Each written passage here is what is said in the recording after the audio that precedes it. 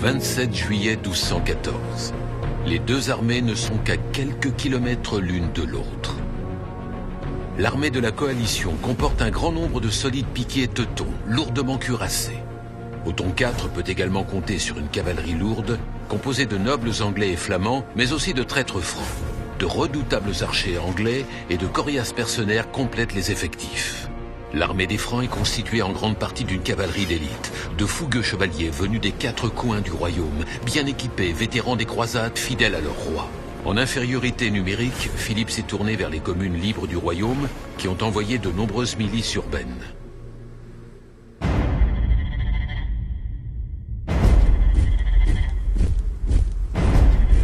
Après plusieurs jours de manœuvre, Othon a pris en chasse l'armée des Francs. Confiant en sa stratégie, son objectif est de la rattraper et de la détruire. Tout à coup, l'armée de Philippe fait volte-face. Alors qu'ils pensaient anéantir une troupe en fuite, les Teutons trouvent devant eux une armée de chevaliers en ordre de bataille. Au centre, Philippe Auguste, l'ennemi absolu. C'est pour aujourd'hui, et c'est pour maintenant. Il est midi, la chaleur est écrasante. Quelqu'un crie « Mort aux Français !» La bataille commence. Au centre, le rouleau compresseur teuton, les terribles piquets lourds, avancent droit sur le roi des Francs. Ils ont pour mission de démolir les rangs français et de tuer le roi le plus rapidement possible. Les Francs peinent à contenir le mastodonte teuton. Les milices urbaines n'encaissent pas le choc. Sur le flanc gauche teuton, les nobles flamands se battent férocement au corps à corps lorsque soudain, par-delà le fracas des armes, retentit le son terrifiant des trompes de guerre. Le fer de lance de la chevalerie française charge furieusement le cœur des troupes ennemies. C'est le choc. La cavalerie lourde emporte tout. Désorganisés, les Flamands ne peuvent rien contre les chevaliers francs qui traversent leurs rangs de part en part, tournoient et les prennent à revers. Toute l'aile gauche teutonne ne tarde pas à s'effondrer. À l'ouest, l'inverse est sur le point de se produire. Les Francs sont à deux doigts de fléchir. C'est alors que l'évêque de Beauvais se jette de tout son poids dans la mêlée, se taille un chemin jusqu'au chef anglais et, d'un coup spectaculaire de sa masse d'armes, fait voler son aume en éclats. Les Anglais, pris de panique, s'enfuient. Les flancs sauvés, la situation paraît pencher du côté des Francs. Mais au centre, les fantassins teutons sont presque au contact du roi Philippe. Ces 3000 redoutables soldats d'élite ont reçu un seul mot d'ordre: tuer le roi, coûte que coûte.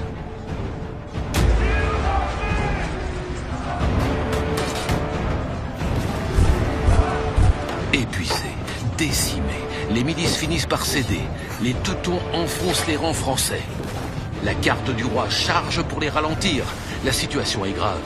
Philippe, au cœur des combats, est rapidement entouré d'ennemis et est attaqué de toutes parts. Sa garde loin devant n'a pas conscience du danger.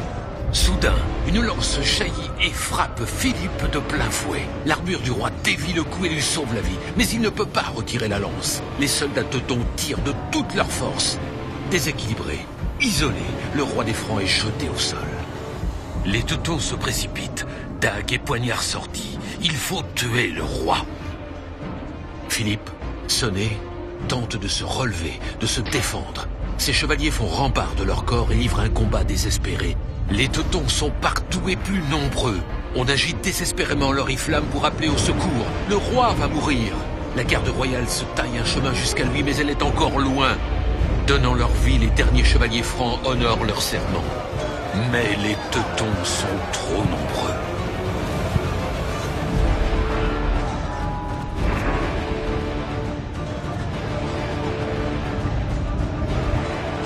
Les masses d'armes fracassent les boucliers.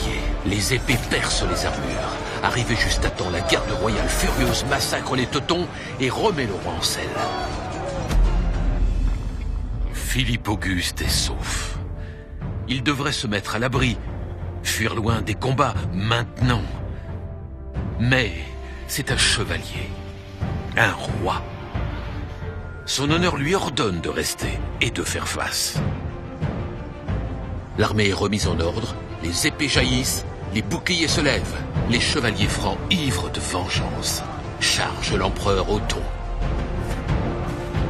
En face, on ne peut que se préparer et attendre. Les rangs teutons volent en éclats. Les chevaliers foncent sur Othon.